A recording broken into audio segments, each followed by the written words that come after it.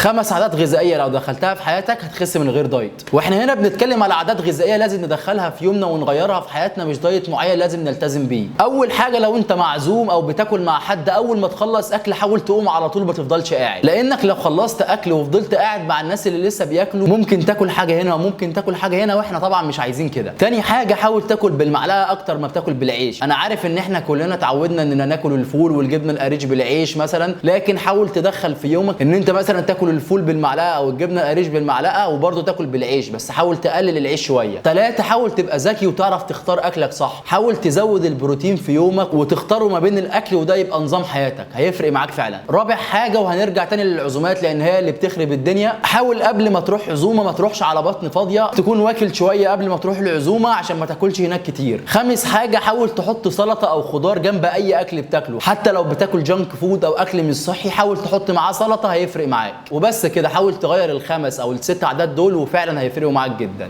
سلام.